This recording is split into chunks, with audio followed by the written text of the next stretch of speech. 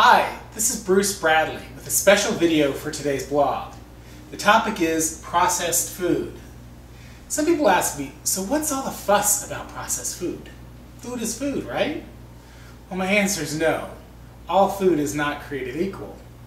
But rather than just accept my opinion, let me show you why. Now I'm going to use my delicious friend, the summer tomato, to demonstrate. If you love tomatoes, you know there's nothing better than a ripe summer tomato, straight out of the garden, from your farmer's market or your local CSA. I absolutely love them. Now the summer tomato's distant cousin is the hothouse tomato. These are a favorite of the industrialized agricultural world and processed food manufacturers. Why? It's plain and simple. They're durable, they're available year-round, they can be picked green and ripened artificially with ethylene gas, and their quality is consistent, and the processed food industry loves consistency, even if it's mediocre. And the bottom line is, they're relatively cheap, especially compared to fresh organic tomatoes.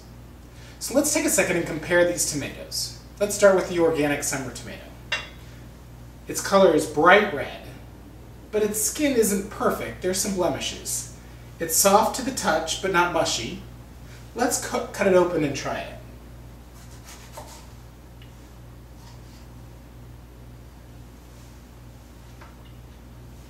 Now that's delicious. It's perfect just by itself. There isn't anything that says fresh and summer better than a real garden tomato. Now let's check out the hothouse variety. It's much firmer to the touch, almost hard. The skin isn't nearly as red. Let's cut it open. Its flesh is pink, but not truly red. And it's much drier than the summer tomato. And its taste? Well, it's kind of bland and mealy. Is it a tomato? Sorta. But to me, it's more of a tomatoey figment of someone's imagination. It's not the real deal. But for the processed food system to work, they've got to choose something like this hothouse tomato, because as I mentioned earlier, they're cheap, available year-round, consistent, and they're durable. But from a flavor standpoint, whatever processed food is made from this tomato is already off to a less flavorful start. So how does this hothouse tomato make its way into the processed food world? Well, the answer is kind of easy. It's processed. Manufacturers or their suppliers will chop up these less flavorful tomatoes and either can them or dehydrate them by separating the flesh and the liquid of the tomato. Here, let me demonstrate. First, we squeeze all the liquid out of the tomato. Once we've got it all out, we chop up the tomato.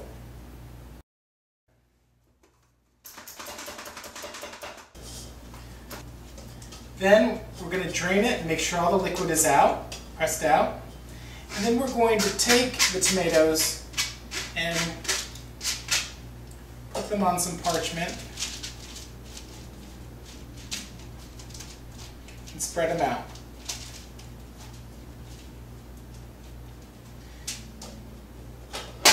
Now we're going to take these and we're going to dehydrate them.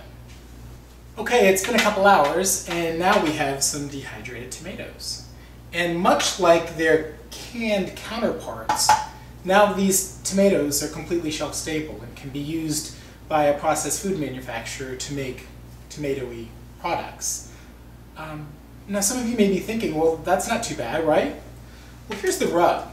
Let's taste these tomato pieces. Do they taste like tomatoes? Sort of. But they don't taste anything like the real summer tomato. Obviously, the texture is completely different, and the flavor is much more ambiguous and bland. So if the goal of a processed food company is to deliver great tasting products, and they've got this tasteless, shelf-stable tomatoes as ingredients, what do? Well, this is when they dip into their pantry, which has got 4 main ingredients.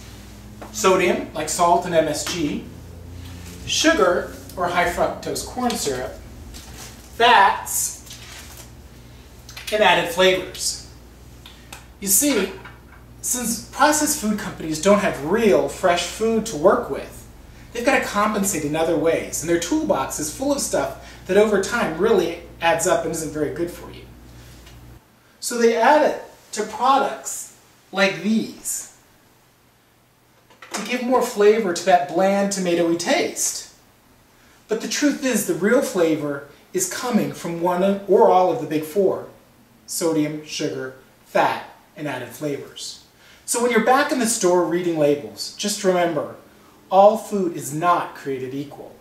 Try making the move away from processed foods and enjoy the fresh taste of real food that's not hyped up with sugars, salts, fats, and added flavors.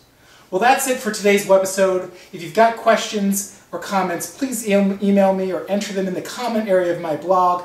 Thanks for watching, and I look forward to seeing you again on brucebradley.com.